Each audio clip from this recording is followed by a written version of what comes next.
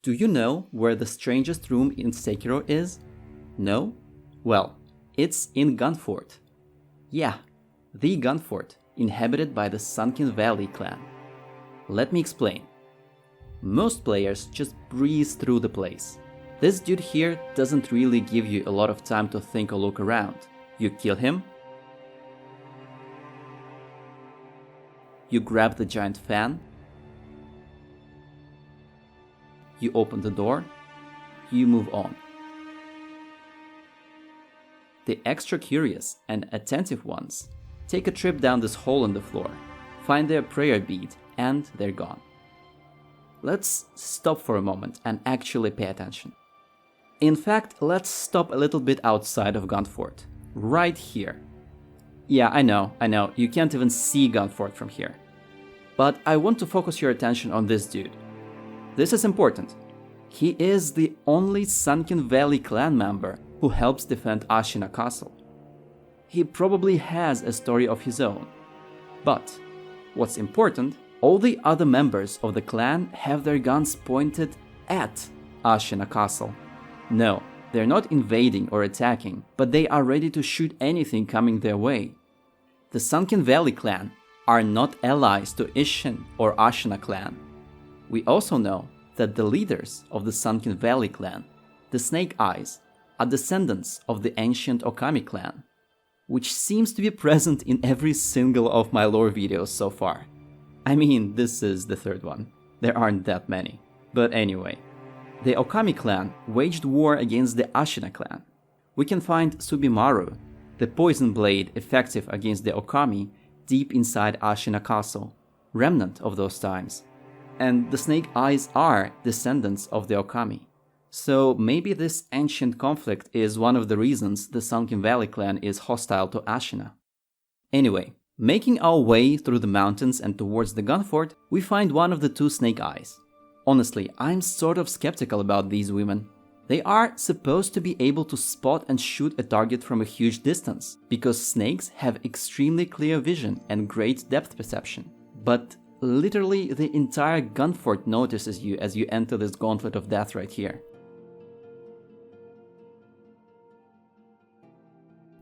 The sniper lady only acknowledges you when you are right up in her face. Come on, Snake Eyes. If anyone, you should not be the one called that. Anyway, enough with the rant. Before we go in, I want to direct your attention to the garments of every Sunken Valley clan member out here. See the bandages around their bodies? Good. We will come back to them in a moment. Okay, let's finally hop inside the Gunfort itself. But before we do, it's a good time to remind. Subscribe if you're enjoying this. You can find more exploration videos and lore theories on my channel. Thanks. Okay, on my first playthrough, I honestly expected some sort of a fortress with a bunch of enemies inside. But no, all the clan members are sitting outside doing target practice on you. In here, we only have a crack in the ground and a shrine. And this dude. Remember the bandages? Notice how he has the same bandages as every member of Sunken Valley clan hanging out in the cold. And so do all the small centipedes. This is their origin. They are not some sort of Senpu temple experiments gone wrong, as people are eager to claim. They are originally members of the Sunken Valley clan. What happened to them is a whole different story though. Okay, this beautiful friend aside, let's take a good look around. The shrine is different from any of the shrines built by monks of Senpu Temple. Monks use gold for their shrine statues. This is a wooden statue, perhaps of an entirely different deity. It's also hard not to notice the snake in the statue's hands. This is similar to one other shrine in the game, this one.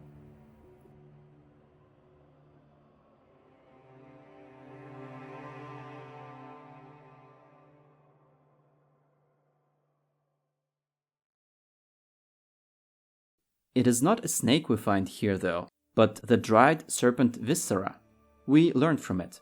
Apparently, denizens of the Sunken Valley worship the organs, believing they represent the deity itself. Even more proof that these shrines are specifically built by the Sunken Valley clan. If we stumble about the shrine a little bit, we discover some guns laying around. And this. Do you see what I see? The feathers. Owl feathers, in fact. Unless I missed something, you can only find them in 2 other instances. This dude and these dudes. I feel like if Owl the Shinobi would lean against this wall or fight in here, as suggested by the holes and the feathers, this wall would be just gone. On the other hand, this hole could come from Father Owl smashing into the floor. It is smashed inwards after all, and there are no charred floorboards, meaning it was not an explosion that caused this. Anyway, there isn't enough going on to suggest that this was caused by Father Owl. Now, to add to the feathers mystery, let me open up this door for you.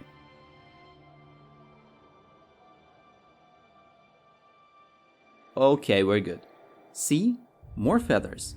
But just to this side of the door. No feathers here. The point is, these were placed here carefully, following a scenario, and right now I have no idea why.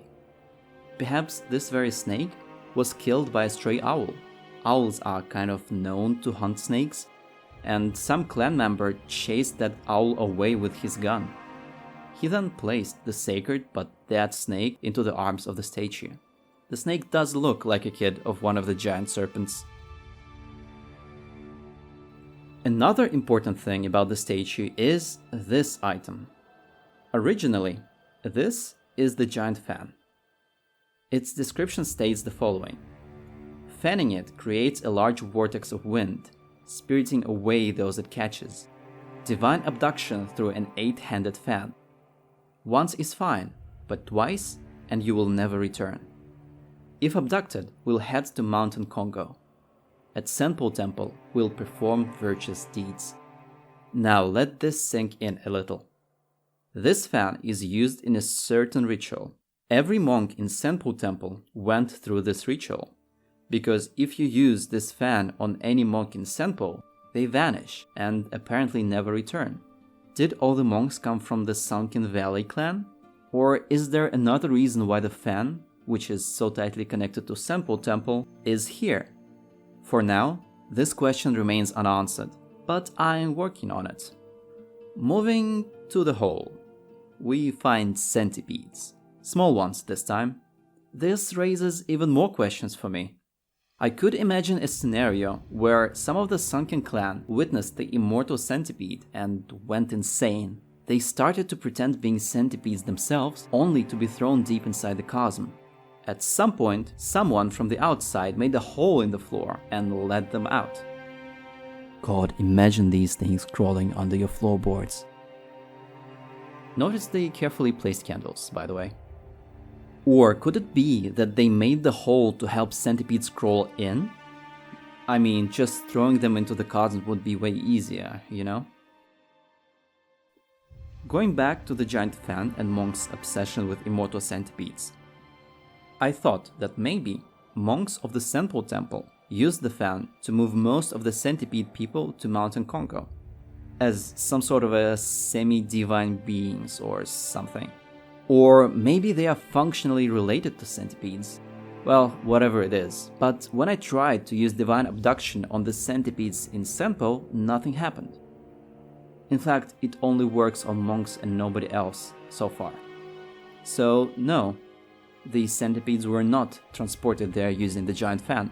Maybe the description of the fan actually means that they will head to Senpo Temple after being abducted, and not that abduction takes them to Senpo Temple. Yet another mystery I'm leaving you with today. Well, there you go.